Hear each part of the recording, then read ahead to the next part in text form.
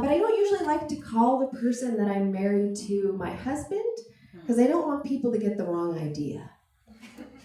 I don't want people to think that I believe that fun little story about God using reverse McRib technology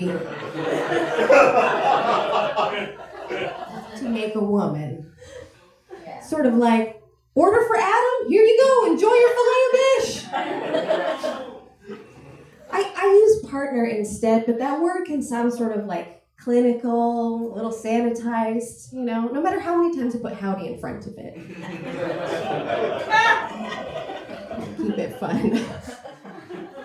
Honestly though, like I go between both terms. Like I don't know what's gonna come out of my mouth in a given conversation. I could be introducing him and I'd say, have you met my partner? I mean my parkour. I mean my puss band. My husband.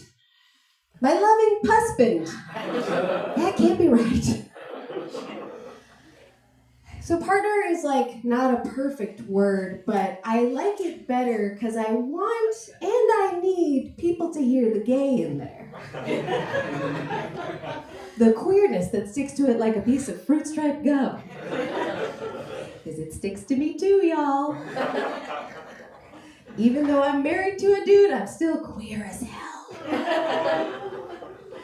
And if I use the word husband, any initial impression of queerness people might get from me from my hair, the number of beverages I'm drinking at a given time, lasts about as long as the taste of that gum. And that is a damn shame, because the way I experience my queerness is more like an everlasting gobstopper. It never gets any smaller or disappears, no matter what I'm sucking on.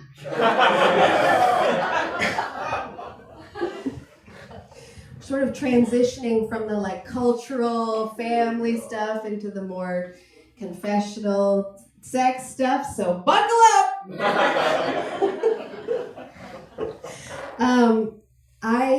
I'm gonna just be real honest with you guys. I lost my virginity to famed jazz trumpeter Miles Davis. Not him personally. Mr. Davis and I never crossed paths. Probably a good thing because he was kind of a jerk. But I lost my virginity while his music was playing. I actually think it was his version of Someday My Prince Will Come. And at the time, I thought that was kind of romantic. But now I just think, well, yeah, he did.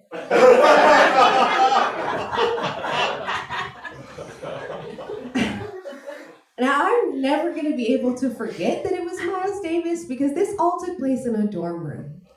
And I was rather vocal. I wasn't scatting or anything.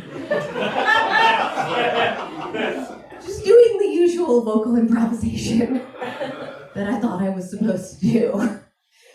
But you know how dorm room walls are. They're pretty thin, they're not restrictive of sound, and the next morning, the occupant of the dorm room beside the one where this all happened said to my gentleman, "So about what I heard last night, was that Miles Davis?"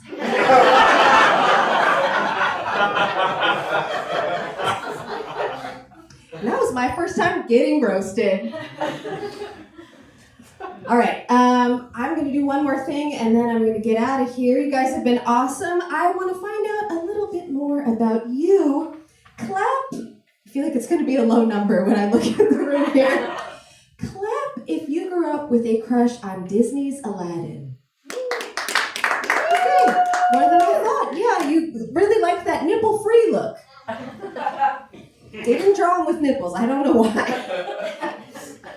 Okay, for those of you who weren't into Aladdin, perhaps you were more into the animated Robin Hood, who was a literal fox. Clap, yes? All right, yeah, he's a very popular one. He had that, like, Jonathan Taylor Thomas energy, you know, but, like, good morals, so he was the people scamp, you know? My cartoon crush? It was Foghorn Leghorn.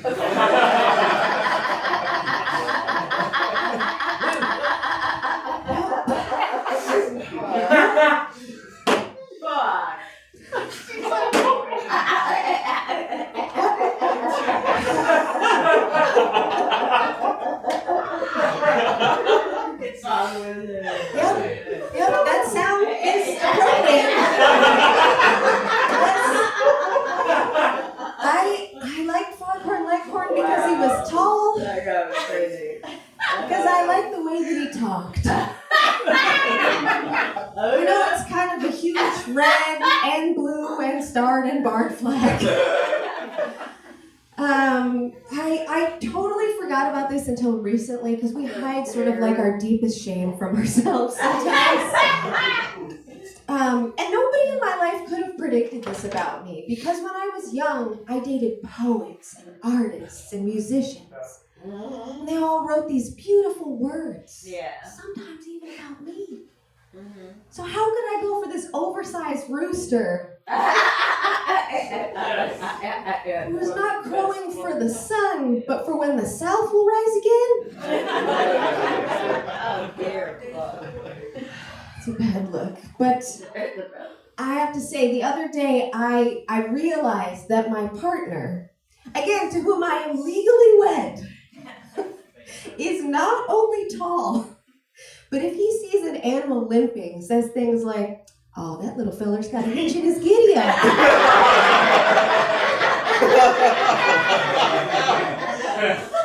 The heart wants what it wants.